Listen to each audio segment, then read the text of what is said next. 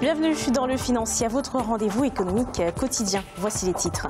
Démocratisation des services financiers. La Banque centrale des États d'Afrique de l'Ouest élabore une stratégie pour rendre ces services plus accessibles aux populations rurales, aux femmes, aux jeunes, aux PME et aux personnes à faible éducation financière.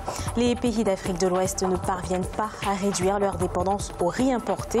Le Nigeria est classé deuxième importateur mondial de riz derrière la Chine avec 2,6 millions de tonnes.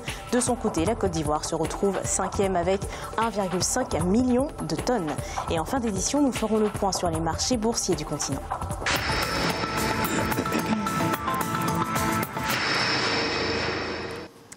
La Banque centrale des États d'Afrique de l'Ouest se donne comme priorité de relever le niveau de bancarisation dans la sous-région ouest africaine. L'institution met en place une stratégie pour démocratiser les services financiers aux personnes à faible éducation financière. Les explications de Victoria Sedji.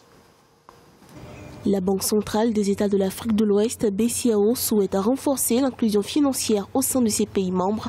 L'institution travaille depuis des jours à mettre sur pied une stratégie régionale plus efficiente. Cette stratégie devrait permettre d'assurer l'accès et l'utilisation d'une gamme diversifiée de produits et services financiers adaptés et à coût abordable à 75% de la population d'ici 5 ans. Il y avait des pesanteurs sociales et d'autres culturelles.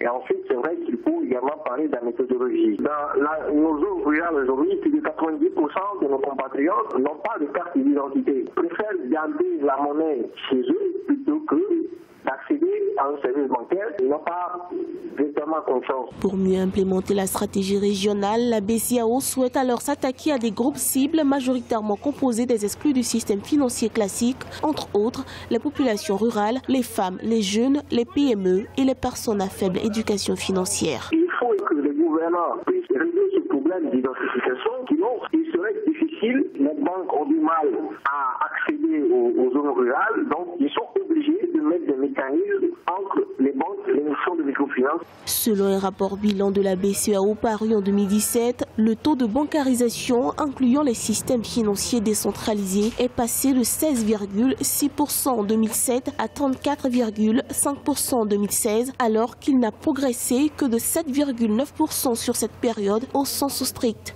de la population âgée de 15 ans et plus.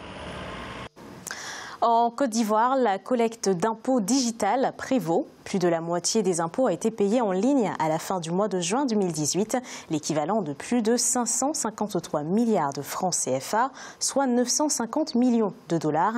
C'est ce qu'a déclaré le ministre ivoirien de l'économie et des finances, Adama Koné, à l'occasion de l'ouverture de la 9e conférence annuelle de l'Ease Doing Business Initiative. Cette conférence s'est clôturée ce 27 novembre. Selon le ministre, la Côte d'Ivoire est le premier pays de l'Afrique de l'Ouest francophone à introduire ce système dans la collecte des recettes fiscales. Les pays de l'Afrique de l'Ouest n'ont pas réduit leur dépendance envers le riz importé. C'est en tout cas ce qui ressort de l'étude sur le marché mondial du riz réalisée par le département américain de l'agriculture. Selon cette étude, les projections pour la prochaine saison ne devraient pas s'améliorer. Les détails avec Marcel Farba-Maroun. Selon l'étude sur le marché mondial du riz publiée par le département américain de l'agriculture, les pays d'Afrique de l'Ouest n'arrivent toujours pas à réduire leur dépendance envers le riz importé. À titre d'exemple, le Nigeria est classé deuxième importateur mondial de riz derrière la Chine avec 2,6 millions de tonnes, tandis que la Côte d'Ivoire se retrouve cinquième avec 1,4 million de tonnes. La situation est critique parce qu'au niveau de la production mondiale de riz, il n'y a seulement que environ 5% du riz qui est dans le circuit commercial. Ce qui veut dire que nous devons, dans les pays en voie de développement, bien dans les pays africains, avoir une politique conséquente pour la souveraineté alimentaire. En 2018-2019, la situation des pays ouest-africains devrait soit rester stable, soit se dégrader. Seul le Ghana connaît des prévisions en baisse avec 680 000 tonnes durant cette période, contre 700 000 tonnes enregistrées en 2017-2018.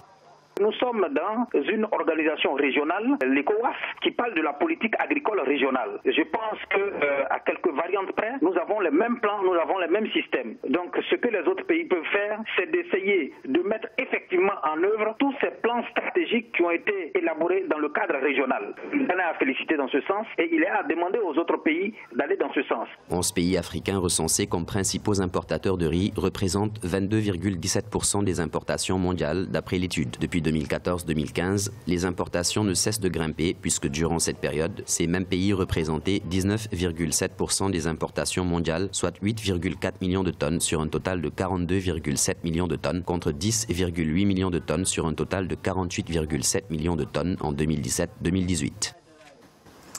Pour développer les projets d'investissement et de ressources hydrauliques au sein du pays, la Tunisie bénéficie d'un don de montant de 350 millions de dollars des États-Unis.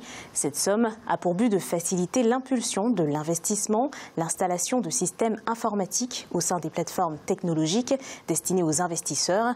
Autre objectif, l'amélioration de la maîtrise de la gestion des ressources hydrauliques alors que la rareté de l'eau se fait sentir dans le pays. Contrat de désendettement et de développement, dit C2D. Ce contrat entre dans sa deuxième phase en Côte d'Ivoire. Ce contrat conclu avec la France permet au pays de bénéficier d'un appui budgétaire à hauteur de 38 millions d'euros. Ce mécanisme de financement consiste à la reconversion de la dette remboursée en subvention pour les projets de développement. À ce jour, 2 tranches ont été signées entre les deux pays. Le deuxième, de montant de 738 milliards de francs CFA, est en vigueur sur la période de 2014 à 2020. Un troisième est prévu à partir de 2020. Écoutons justement la réaction du Premier ministre ivoirien, Amadou Gon Coulibaly. Avec le contrat de désendettement et de développement d'importants projets d'investissement dans divers domaines des secteurs sociaux comme la santé, l'eau potable et l'éducation, ont contribué à l'amélioration des conditions de vie de nos compatriotes. C'est dans ce cadre que 2 conventions ont été signées à cet effet, entre le gouvernement ivoirien et l'Agence française de développement, ce mardi 27 novembre 2018. Il est à présent l'heure de faire le point sur les marchés boursiers du continent.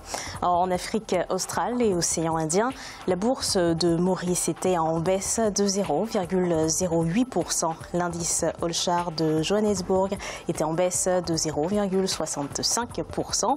L'indice de Nairobi enregistrait une hausse de 0,20% et l'indice du Botswana gagnait 0,04%. En Afrique de l'Ouest et centrale, la BRVM d'Abidjan était en hausse de 0,22%. L'indice nigérian perdait 0,48% et la bourse du Ghana perdait 0,02%. Et en Afrique du Nord, la bourse de Casablanca était en augmentation de 0,20%. L'indice égyptien était en hausse de 0,72%. Et l'indice tunisien était en baisse de 0,17%. C'est la fin de cette édition du Financial. Merci de nous avoir suivis. On se retrouve bientôt pour un nouveau rendez-vous de l'économie.